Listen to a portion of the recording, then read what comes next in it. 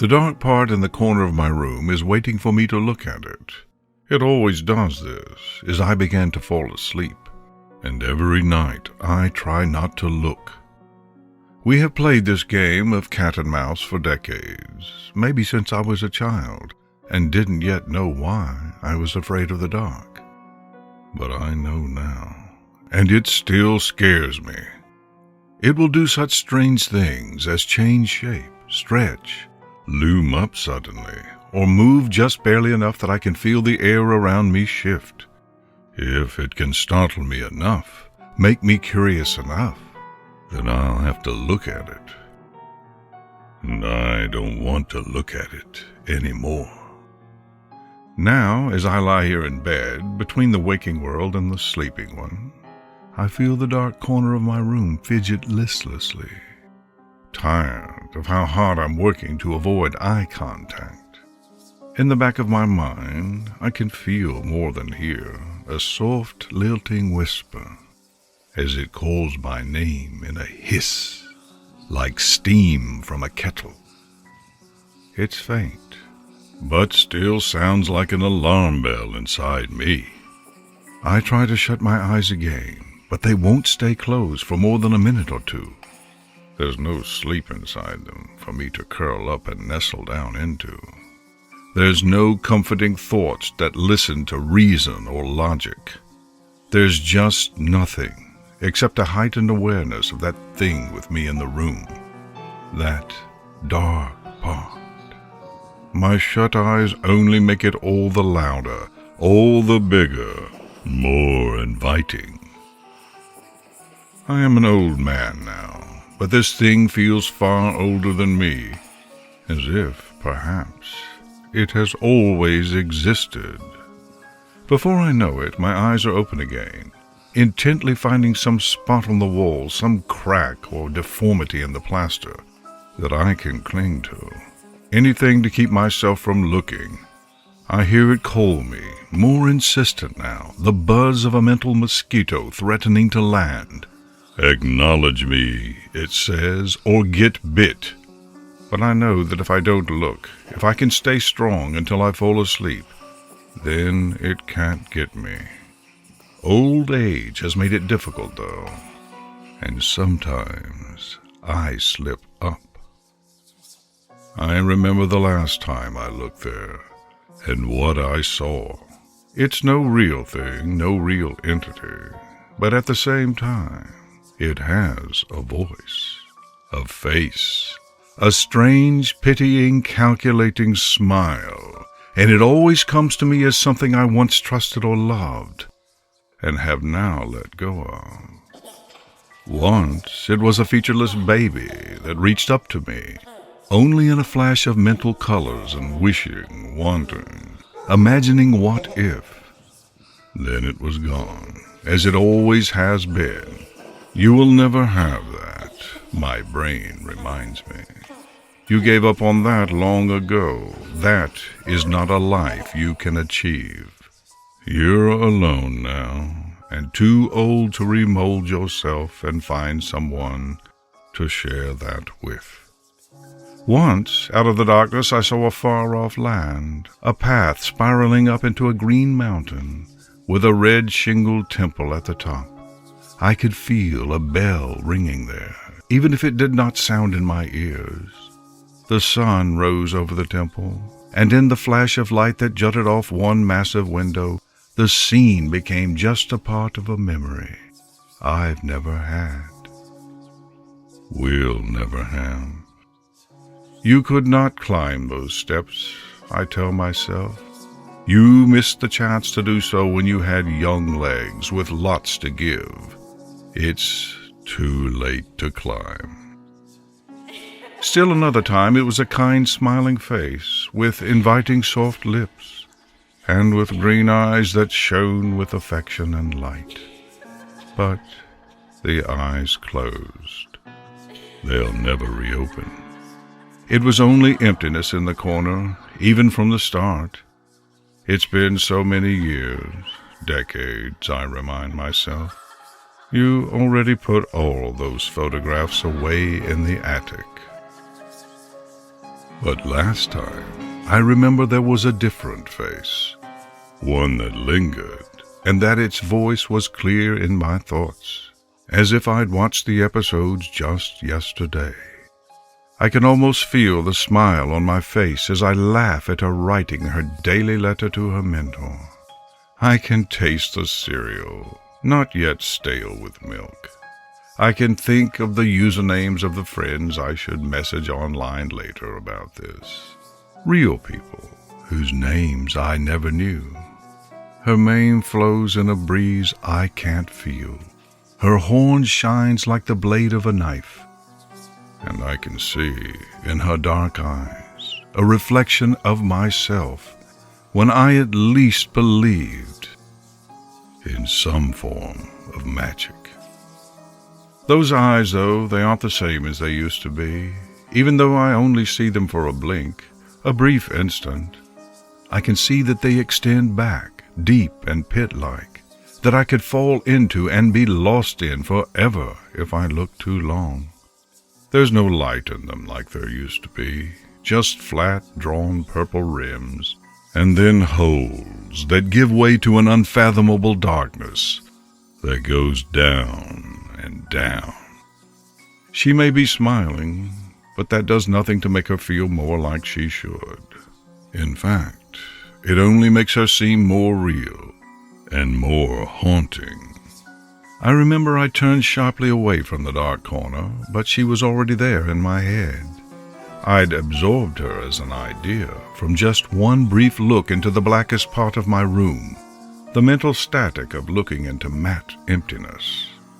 I remember I shut my eyes, but she was there too, nestled inside me as sleep refused to do. And I heard her voice so clearly, echoing off the inside of my skull. You were happy.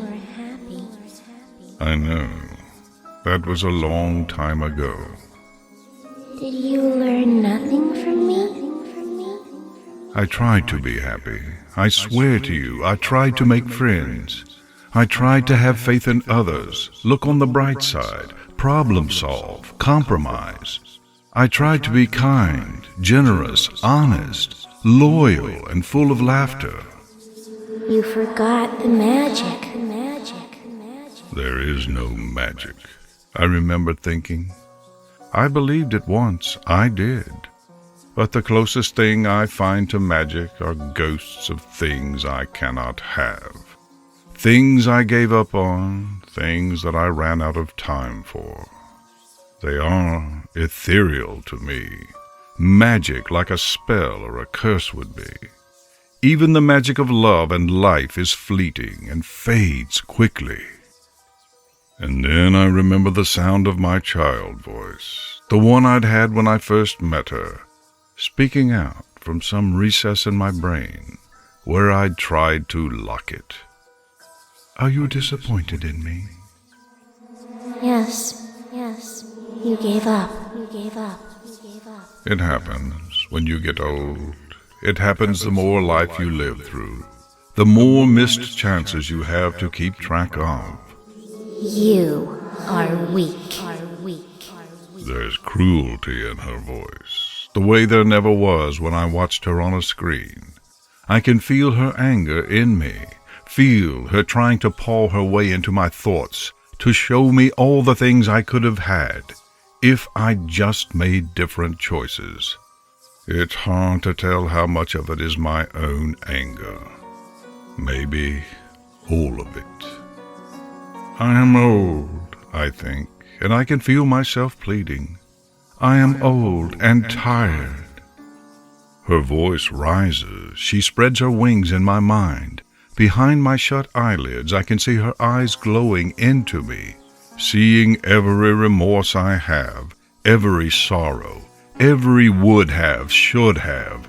She's drawing them out, just by appearing in my mind exactly the way I recall her, when I was still new and hopeful. You are old. But that doesn't mean the world changed, or even that we, all of us in Equestria, changed. Didn't you know that we last forever? We don't age. The pictures on your screen don't age or change with the years. The magic, the lessons and letters, and diary entries have not gone away or been altered. Only you have. Please don't be angry with me. My child voice pleads against my will. Please don't be mad that I stopped being happy and loving and open to thoughts and feelings of magic. I don't know how to go back anymore. How could you? The voice hisses. It doesn't even sound like her anymore. I can feel more darkness seeping in around the edges. It's too late. How could you let us down? We're a part of you. We'll always be a part of you. We helped shape what you eventually became. How could you forget everything we taught you about how to be happy, live, love, and laugh? I tried. I remember wailing in my mind, and I remember feeling real tears forming in my eyes as I pressed them shut tighter and tighter. But inside me there's a lilac face looming over me, making me feel inches, centimeters high. She looks regal, like some cold queen rather than a princess, and she looks at me like I am to be punished for my insolence. I feel myself teetering on the rims of those black, bottomless eyes. I want you to remember us. Please don't make me. I want you to remember how you used to feel when you watched us. Why? I used to love you. Why do you want me to hurt for you? I want you to remember our messages, our simple lessons, and how easy we made the world seem. I was a child. I know better now. Please don't make me remember what it was like before I knew, when I could pretend and deny and just enjoy my ignorance. Don't make me want things I can't have. You will suffer. She says in a voice like a blade scraping across metal. You will remember every moment of that, and know you will never get it back. That what you felt is gone, and that we have not changed. It's gone because you let it go. I remember reaching up to clutch my head and press on it, as if I could press her away, or cave in my own head with my wrinkled hands. I think she was laughing at my feeble attempts. Get out! No, I'm always here. Just waiting for you to acknowledge me. I can no more leave than you can forget. Please tell me why you are doing this. Tell me what you really are, that you would come to me in these forms of ponies, children, loves, these shapes, these phantoms of my past decisions. And I remember she smiled, and it was not the smile of a silly little animated pony, and not the smile of a friend ready to teach you friendship lessons. It was a human smile. One of knowing, pitying malice. It was my own, reflected once more out of that sweet pastel face. A smile I have not been able to manage for years. When you get to the point you are at, She says, and now her voice is sweet, but venomous. I can feel her fangs sinking in. looking at darkness doesn't just mean you see darkness. You see what could be in that darkness. Just the possibilities. And what could have been in you. Those missed possibilities, too. I remember a tautness in my mind, a tightness in my throat, as her words resounded, echoing down halls, wells, and caves in my thoughts. I recognize you now. I know you. Everyone knows me. Who can honestly say that they regret nothing?